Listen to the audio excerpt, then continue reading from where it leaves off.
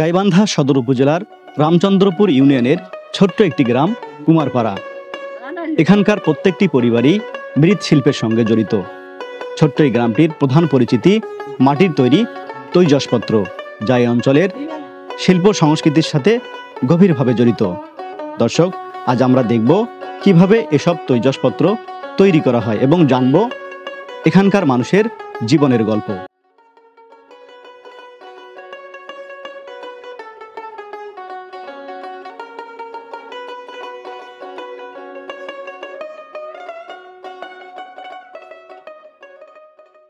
কুমোরপাড়ার গ্রামের এই মাটির কাজের ইতিহাস শতাব্দী প্রাচীন।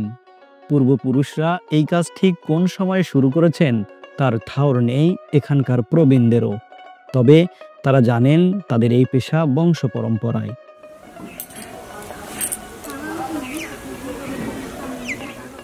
সৎপুরুষের পেশা আজও ভালোবাসায় আঁকড়ে ধরে রেখেছেন এখানকার বাসিন্দারা।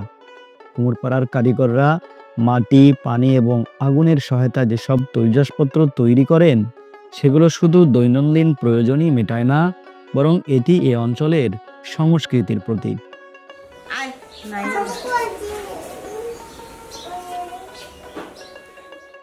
উৎকৃষ্ট মানের মাটি ও কাদা সংগ্রহ করে বাড়িতেই ঢিবি করে রাখেন এখানকার মানুষেরা। এরপর কোদালের সাহায্যে কেটে নিখুঁতভাবে গুঁড়ো করে তৈরি করা হয় একক এক মিশ্রণ। এই মাটি যখন কুমোরদের হাতে যায়, তখন কেবল সেটি শুধুই মাটি, কিন্তু তাদের মমতা আর দক্ষতার স্পর্শে এই মাটি হয়ে ওঠে এক অনন্য শিল্প।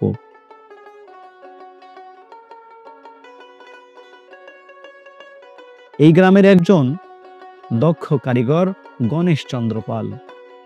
পঞ্চাশোর্ধ্ব গণেশচন্দ্র পাল তৈজসপত্রের একজন সুদক্ষ কারিগর।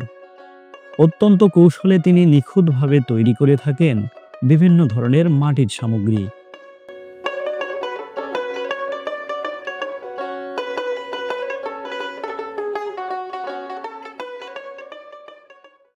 সনাতন ধর্মের পুষ্ণা পার্বণের একটি অপরিহার্য অনুষঙ্গ ঘটি। কাঠের চাকে সেই ঘটি তৈরি করছেন গণেশচন্দ্র পাল। অত্যন্ত দক্ষতার সাথে সুনিপুণ হাতে আকর্ষণীয় কায়দায় নিমিষেই ঘটি তৈরি করছেন তিনি।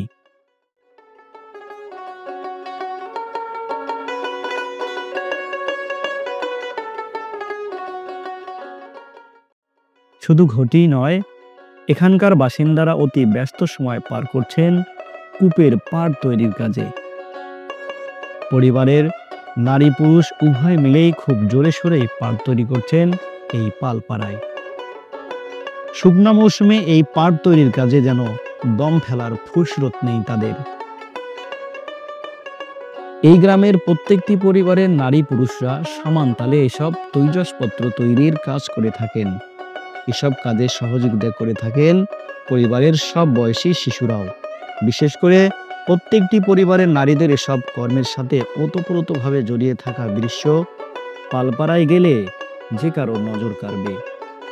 এই গ্রামের নারীরা ঘর গৃহস্থলীর কাজের পাশাপাশি জিনিসপত্র তৈরির মাটি প্রস্তুত, সে সকল পোড়াতে কুণ্ডে আগুন দেওয়া, রোদে শুকানো, ঘরে তোলা, বাহিরে নেওয়া সহ সবই করেন নারীরাও।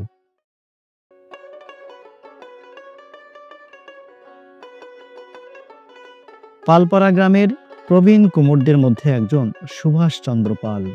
স্বামী স্ত্রী আর 3 সন্তানের সংসারে বিয়ে হয়ে গেছে 2 কন্যার। ছোট ছেলে নিয়ে এখন তাদের 3 জনের সংসার। সুভাষ দাদা প্রচন্ড ভালোবাসেন স্ত্রীকে, যেমনটা ভালোবাসেন বৌদিও। কর্মযজ্ঞের সবই করেন দুজন একই সাথে। শুধু দিনের কাজে নয়, রাতেও আগুনের কুণ্ডুর খুব কাছে দুজনে একসাথে বসেই পোড়ায় তাদের মমতার পাট। একজন তুষ্টি দেয় তো আর একজন এগিয়ে দেয়।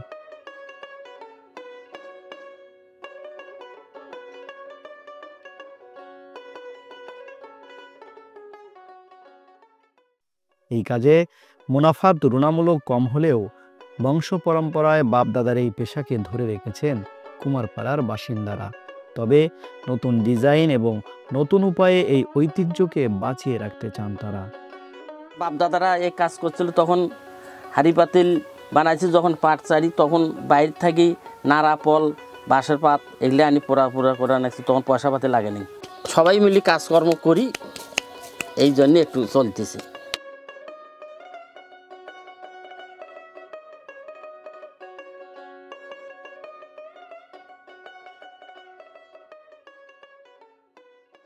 কুমারপাড়া শুধু একটি গ্রাম নয়, এটি একটি জীবন্ত ঐতিহ্য।